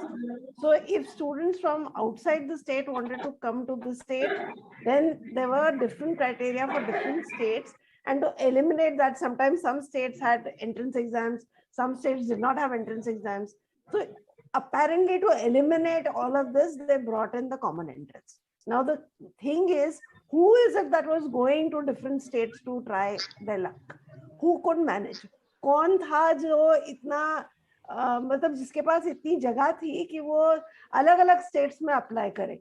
हमारे यहाँ जो हम जिन बच्चों की बात कर रहे हैं, वो बमुश्किल अपने ही स्टेट के एग्जाम्स क्लियर करके, उतनी पढ़ाई करके वो एग्जाम देने के लायक अपने आप को बना पाते हैं. तो already this was a common entrance test is meant to facilitate the dominant castes and the so-called educationally forward communities to actually access seats across the country, and that itself in itself is discriminatory. तो जो sir कह रहे हैं वो सही बात है कि आप doing a double evaluation for the same thing and your evaluation methods are different. मुझे लगता है ये बहुत important बात है कि आपका तरीका अलग है दोनों का evaluation का. तो अगर आप एक तरह का evaluation आप समझ सकते हैं, तो ये दूसरा जो है multiple choice वाला, इसके लिए training की बहुत जरूरत है. So unless you are coached into it, you will not really get the same kind of marks. आपको सब आता भी होगा, लेकिन वो इतने limited time में आपको इतने फटाफट वो answers देने, उसके लिए coaching की जरूरत होती ही है. Thank you, ma'am. T.S. मोरे जी का हाथ ऊपर है. हाँ, yes, yes, ma'am. हाँ, yes, hello. हाँ सर, आप डायरेक्ट क्वेश्चन पूछिए. Yes, T.S. More sir. Yes. Yes. Both the speaker, Babu and Madam, brought out the adverse consequences of the new economic policy and the implications of NEET. I have to raise 2 points. One related to the central test that the government of India is conducting for the entrance of the central universities. As per my knowledge, earlier district backwardness was one of the criteria, and now and therefore the students from rural area used to get an opportunity to have entry in the central universities. But the central government wanted to raise this voice. This is the one question. And the second one is that the Tamilnadu agitation and the Maharashtra agitation. Why this point that the NEET this should be point of campaign, election campaign. So these are the 2 points. Thank you. Madam, your answer. No, so you can do the central universities because we just spoke about it also. Oh. I did not follow the second question properly. Why not the election campaign, this education policy and this NEET, you see? It's Why not- this In Maharashtra, why that thing is not? campaign is not? Yes, electoral campaign. This is the issue of the election. You see, it should be campaign. I think so. What he has stated, he has not asked any specific question. He has expressed his opinion. I agree with that. I agree. He has explained his opinion. Yeah. He didn't ask the question. Yeah. Hello. Hello. Yeah. I am Dr. Hazare. Very nicely you have narrated all your clarity in your speech, both Chayanika ji and Gajendra Babu. I have not any questions, but how it can take moment in throughout the country. You know, Dr. Sukhdeo Thorat committee has find out what is the reason of death of merits, and then he has submitted the report to the government. Government didn't taken any care. Regarding the Swaminathan committee in agriculture, he has submitted his report, but government has not discussed even for an hour. That report is pending still after 14 to 15 years. Nobody has taken care. How, I mean, whatever you have explained, it is with the full clarity. You are having, I mean, very, very clear thoughts about the system, NEET examination, how childs are harassed, and how our child take admissions in MBBS courses, AIMS, and IITs, and how they have been tortured by other people. This is very, very clear. But how it can take moment in the country, that is one of the major problems. Can you clarify this?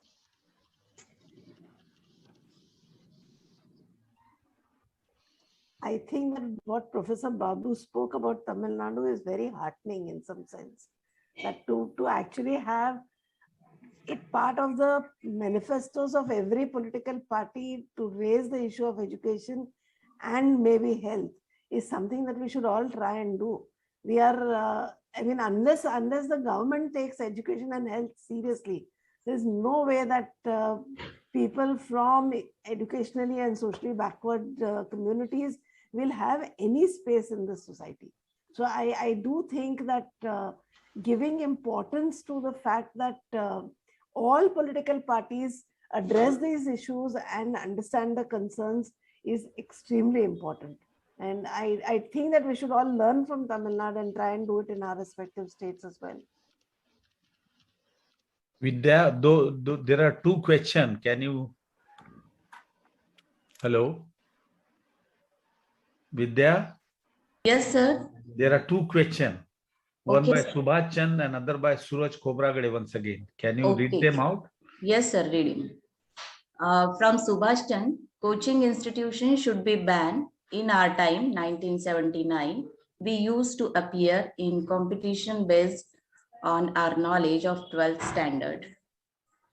And Suraj Khobragade says, most of the time we have saw higher secondary examination would not fair and student got lot of marks.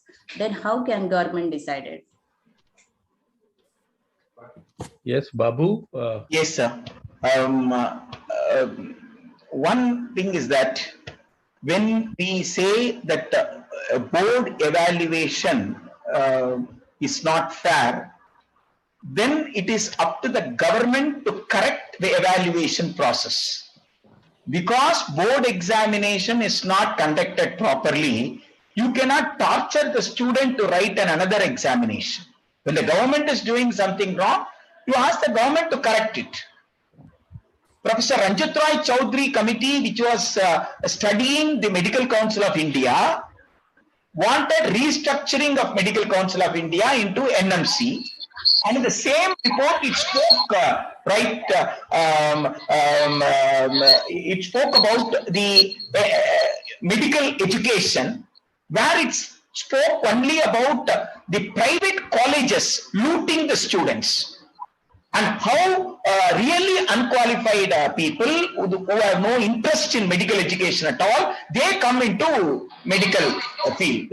To address this, they wanted a common entrance test. That is the spirit behind Professor Ranjit Roy Chaudhary's recommendation about CET, and he never used the word eligibility there. We have several reservations about his recommendations or NMC and other things.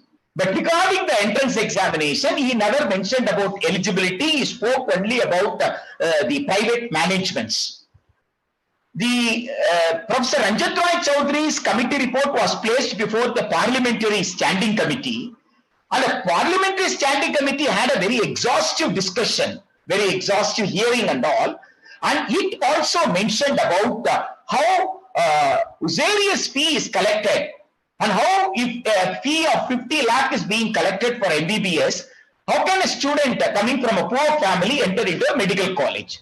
So having discussed all the irregularities in the private colleges, they recommended that there may be a common medical entrance test, CMET, across India, barring the states which do not wish to come into the ambit of CMET.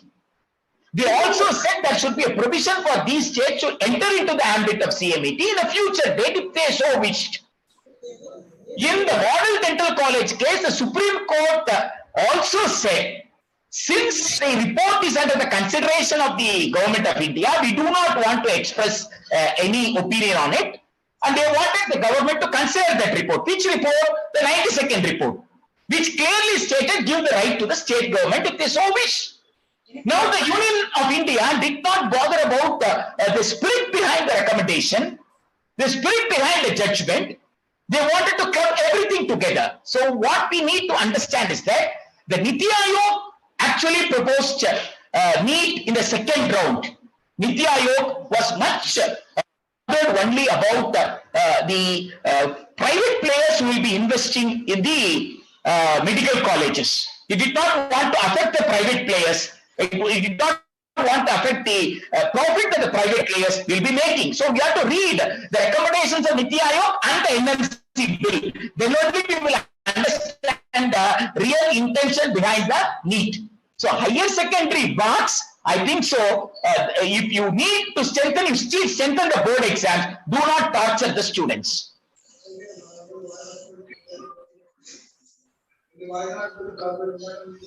My question is to Mr. Balu. May I ask? Yes, sir, you ask.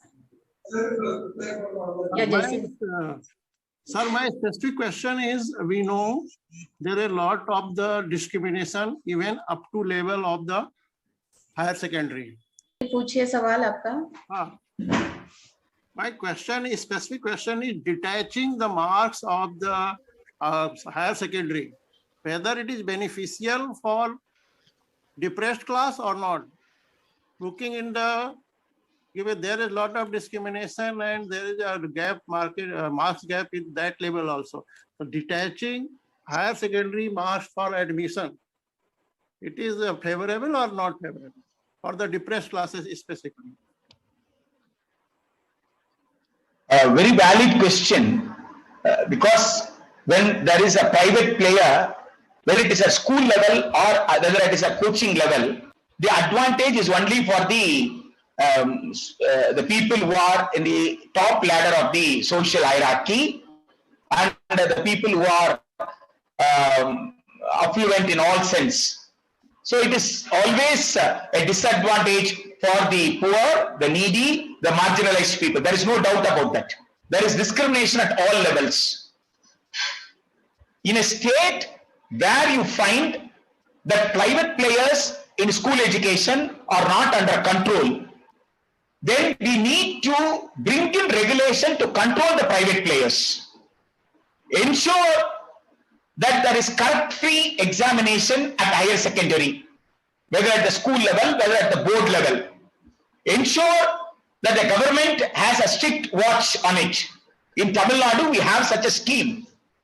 If there is any mass copying or any type of malpractice in a very small way, if it is reported, even before this social media and other things came into effect, even before that, even if it is a small issue is reported, immediately people rush there, and the next day the entire team of supervisors are changed.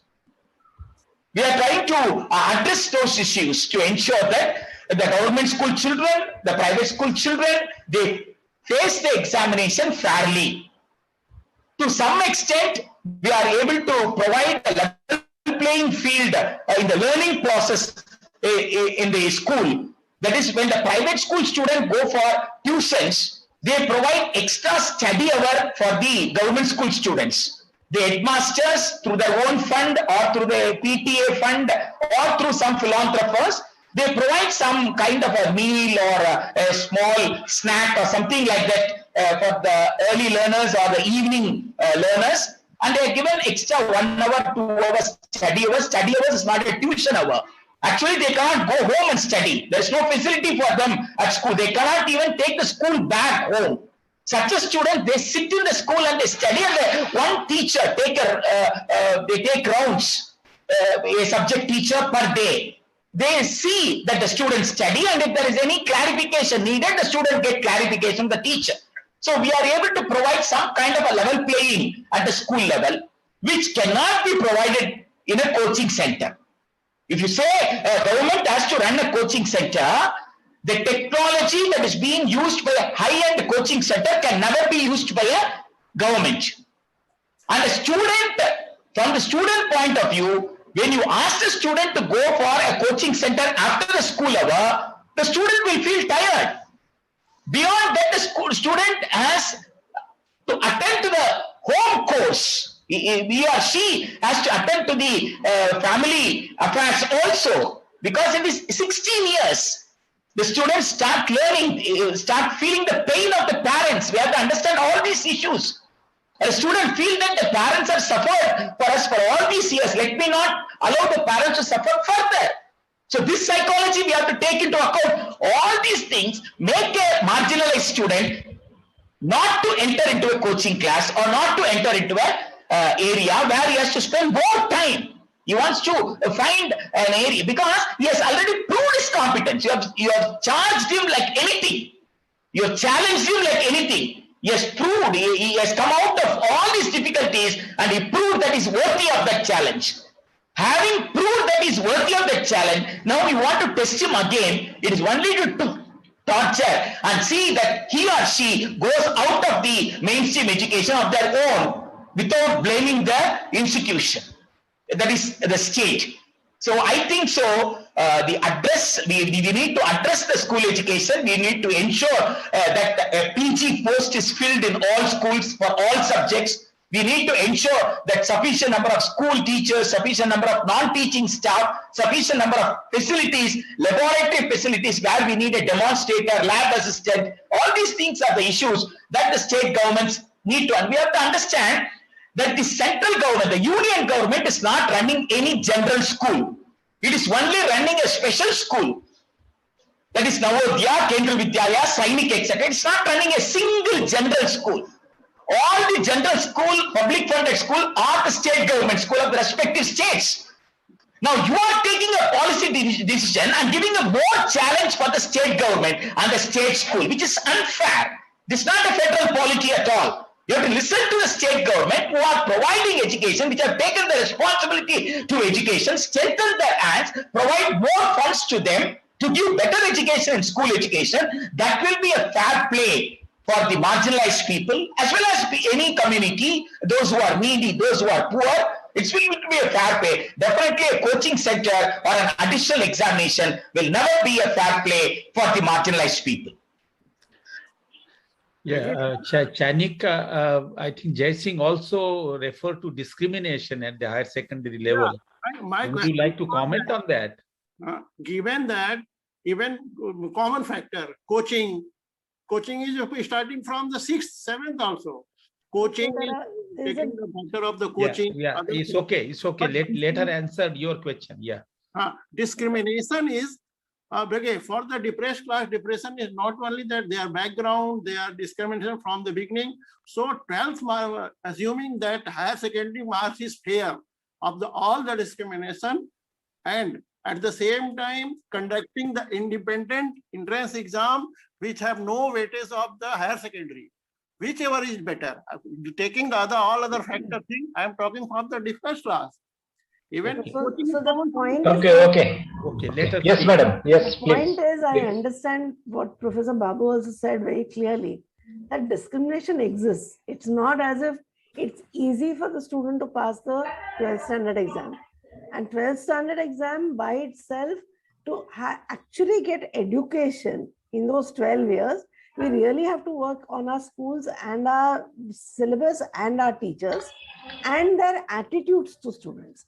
There's no running away from that. There's no saying that that is something that is all fine and hence we are depending on that.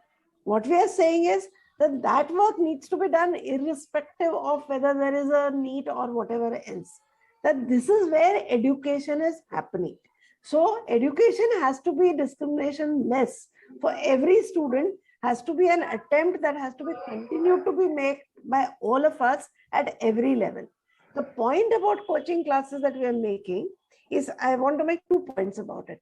One is that coaching, because school education is not enough, so I go for tuition classes and take that extra help, or like Professor Babu said, that where schools provide that extra support is a different matter.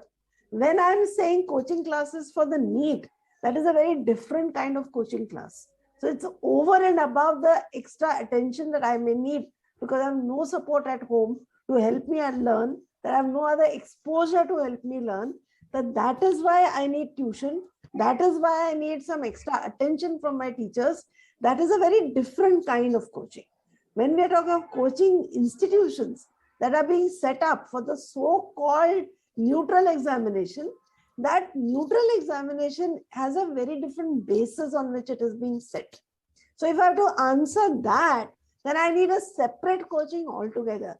So it is my regular education, my coaching to be able to cope with that education, and in addition another coaching to deal with the NEET.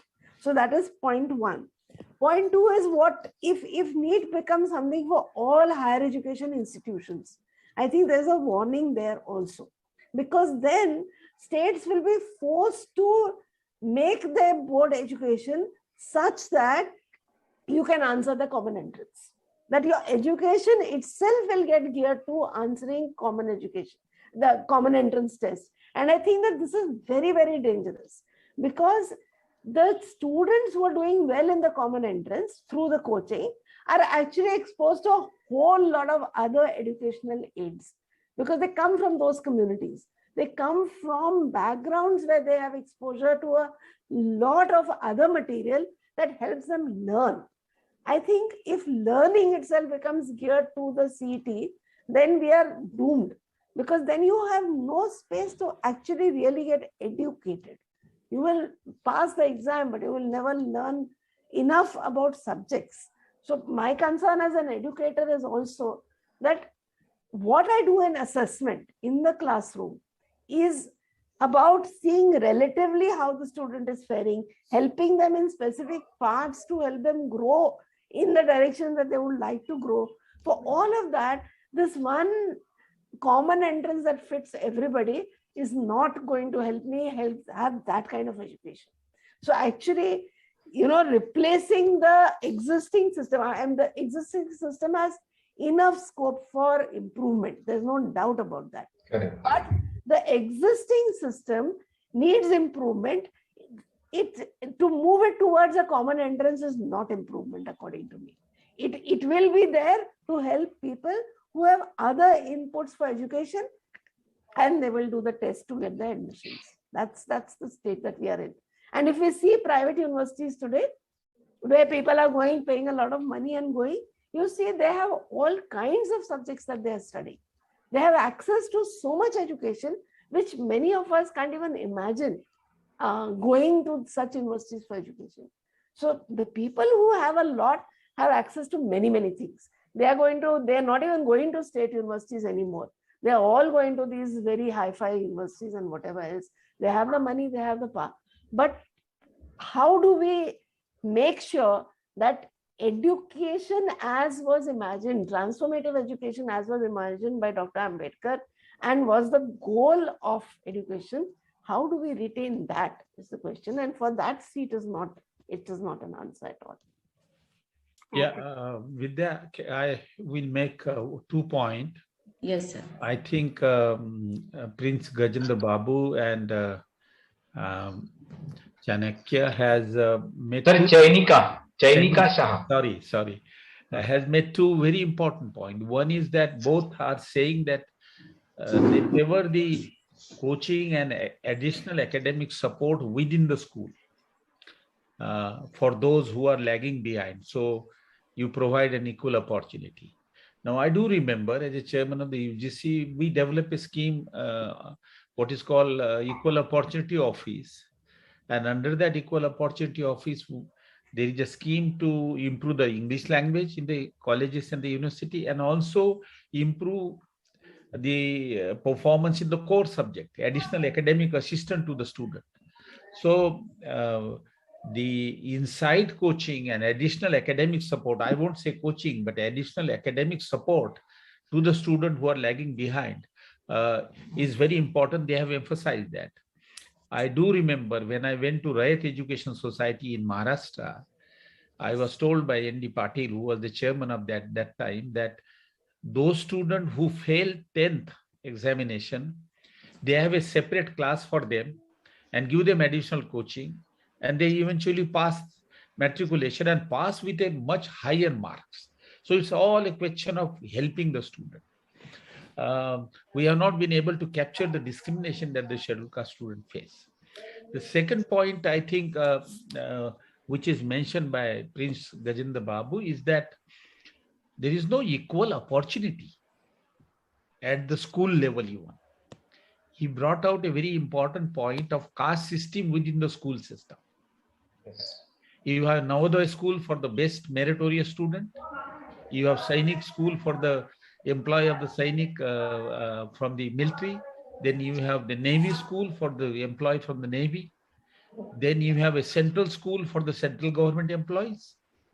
Then you have the private school for the best of the students. You have in Delhi Sanskrit school for the top IS officer. It is called Sanskrit school. Only IS officer, central government student go there. So you are creating an unequal opportunity to begin with. Bulk of the poor and the scheduled caste goes to the public school, municipality school, and the government school. So to begin with, you are creating an unequal opportunity. Create an equal opportunity, then you talk of merit and competition. I think these are two important points which Prince Gajendra Babu and Chayanika has made.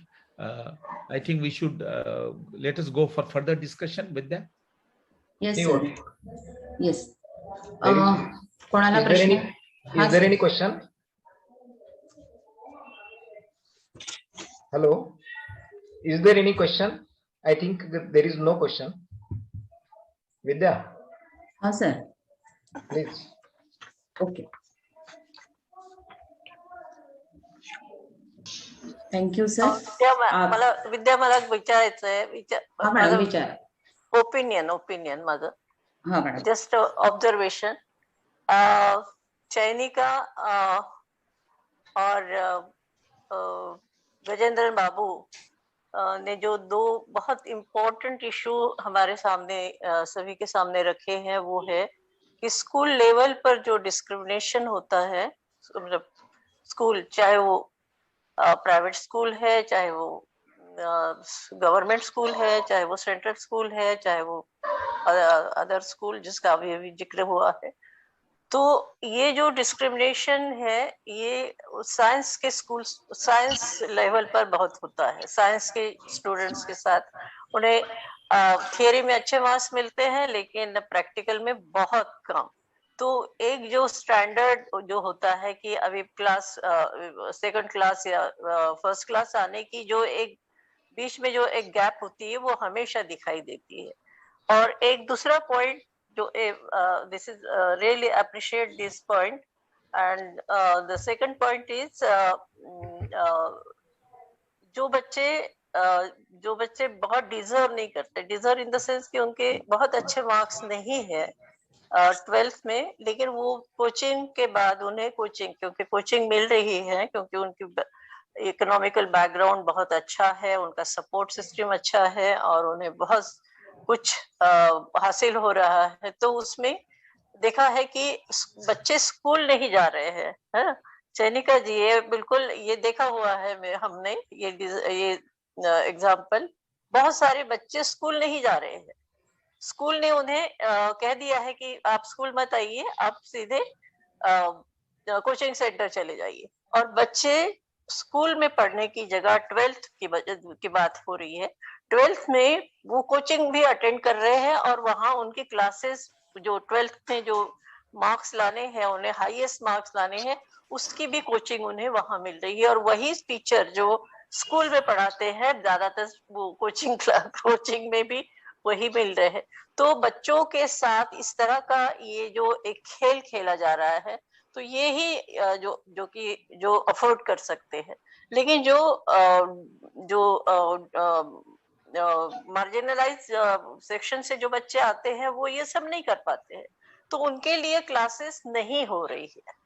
होती भी है तो teacher बस ऐसे ही कुछ पढ़ाकर निकल जाते हैं, क्योंकि उन्हें कोचिंग पहुंचना है, कोचिंग में उन्हें लाखों की कमाई मिल रही है। तो ये दूसरा जो पॉइंट में हम बात करना चाह रहे हैं कि अगर ये नीट के लिए भी जो कोचिंग है, ये इसके लिए तो बच्चे अफोर्ड कर ही नहीं सकते हैं, मार्जिनलाइज क्लास के और SC ST OBC और जो बहुत आर्थिक रूप से बहुत कमजोर बच्चे हैं, कमजोर स्थिति से आ रहे हैं। तो मुझे लगता है कि ये जो गजेंद्र बाबू ने जो इशू सामने लाया है कि अगर गवर्नमेंट इसमें बहुत ज्यादा इंटरेस्ट लेकर आगे आती है, कोई भी गवर्नमेंट हो, सभी राज्य सरकारों की बात कर रही हूँ, जितनी भी राज्य सरकार है, वो अगर ये जो नेटवर्क है, जो पूरा कोचिंग क्लासेस का जो पैसा कमाने की एक जो मशरूम की तरह खुले हुए है, सड़क के हर किनारे पर आपको हर कॉर्नर पर एक मशरूम की तरह निकला हुआ एक कोचिंग का सेंटर मिलेगा। गवर्नमेंट को इसमें सबसे ज्यादा उसका जिम्मेदार माना जाना चाहिए और जिम्मेदारी गवर्नमेंट की ही है। तो मुझे लगता है कि यहाँ पर मैं रुक जाती हूँ, मैंने अपनी बात कह दी है। बिल्कुल सही बात है आपकी। एक्चुअली वो कोचिंग क्लासेस का कितना प्रेशर रहा है in getting the NEET pass, ये भी हमको जरा समझना चाहिए। तो कितनी चालाकी से वो केस को जब रिव्यू पिटिशन फाइल किया, after the first 2 judges who had stayed NEET, when they retired, then they brought in the review petition, वो इतना ध्यान रख रहे हैं। और जो डिसेंडिंग जज थे वो head of the 5 judge bench थे। तो एक तरह से एक पूरा it is a manufactured thing, जिसमें कॉमर्स बहुत बिल्कुल मैन्युफैक्चर्ड ही है। प्राइवेटाइज्ड हेल्थ केयर सिस्टम भी बहुत जिम्मेदार है इस सबके लिए। और हर medical every law related to medicine private का बहुत रोल है, एजुकेशन और अदरवाइज। बहुत अच्छा लगा आपको और सुनकर, और गजेंद्र बाबू को भी बहुत बहुत धन्यवाद।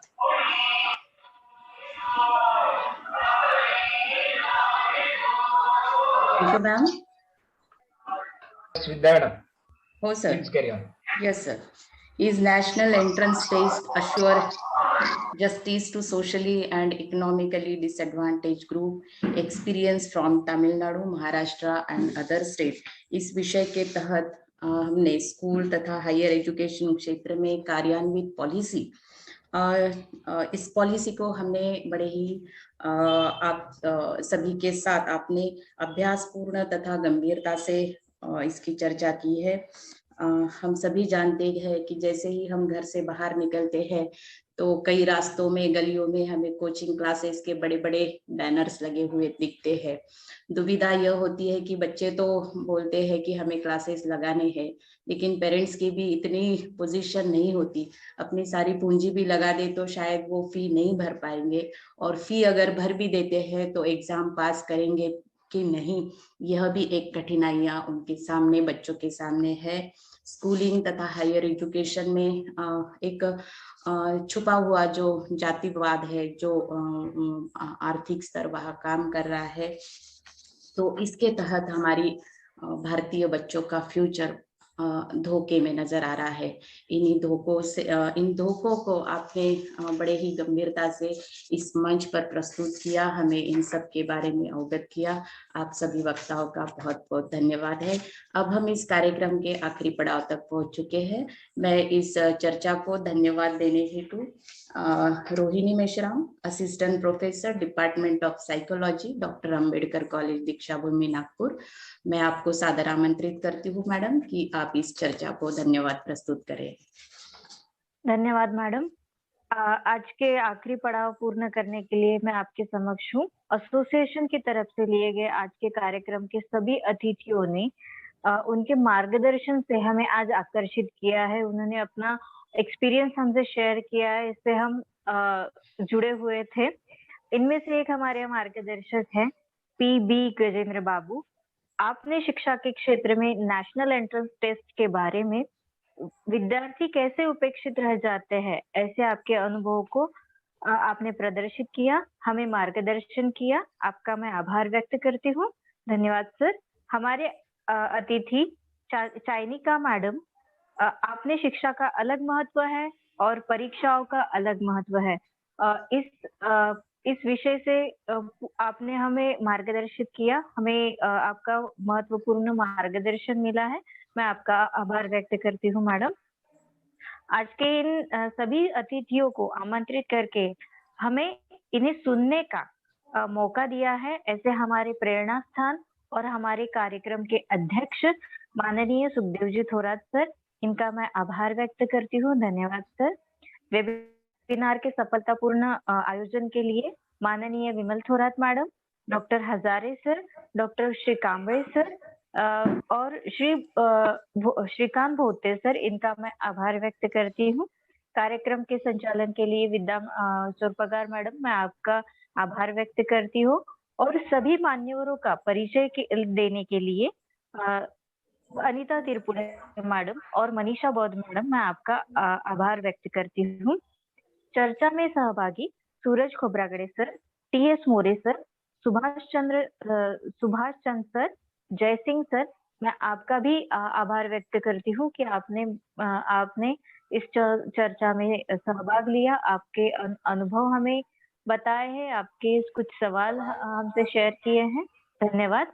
कार्यक्रम में उपस्थित श्रोतागण प्रदीप सिंह, उमेश्वरी चोपड़े, दयानंद दुपारे, डॉक्टर शारदा ठोके, डॉक्टर डांगे, जय सिंह सर, वैशाली चौरपगार, विनायक कांबळे, वैशाली शाहू, वैशाली सरदार, योगेश मौर्य, कल्पना देशमुख, किशोर खांडेकर, मनोहर थोरात, डॉक्टर मोहन वाटखेड़े, वसंत सर, राहुल बेपारी सर, सुनीता शील, अभिमन्यु सर, कल्पना कांबळे, होमेश्वरी चोपड़े, मैं आप सभी श्रोताओं को धन्यवाद देती हूँ कि आपने टेक्निकल एरर होने के बावजूद भी हमें ज्वाइन किया, हमें बार बार आपने ज्वाइन किया और हमारे सभी अतिथियों को आपने सुना। मैं आप सभी का धन्यवाद देती हूँ जिनके नाम मेरी तरफ से छूट गए हैं और कार्यक्रम में सहभागी है उन सभी श्रोताओं को मैं धन्यवाद देती हूँ। कार्यक्रम के इस पड़ाव के लिए मुझे बुलाने के लिए मैं आभार व्यक्त करती हूँ और यहाँ रुकती हूँ। धन्यवाद मैडम। रोहिणी मैडम, आपका बहुत बहुत धन्यवाद। आपने सभी का आभार व्यक्त किया, मैं आपका आभार व्यक्त करता हूँ। और हमारे आज के अतिथि जो है पी गजेंद्र बाबू और चयनिका शाह मैडम, बहुत बहुत धन्यवाद मैडम। बहुत मतलब ये अवेयरनेस प्रोग्राम है, मोस्टली प्राध्यापक, कॉलेज के प्राध्यापक या इंटेलिजेंट मॉब इसमें शामिल होता है। आज थोड़े लोग कम रहे, वैसे 100 के ऊपर जाते हैं और यूट्यूब पे, फेसबुक पे सभी पे रहते हैं। लेकिन फिर से हम मिलेंगे। आपकी जो नॉलेज है, आपका जो यूज है, उसकी समाज को, सोसाइटी को बहुत जरूरत है।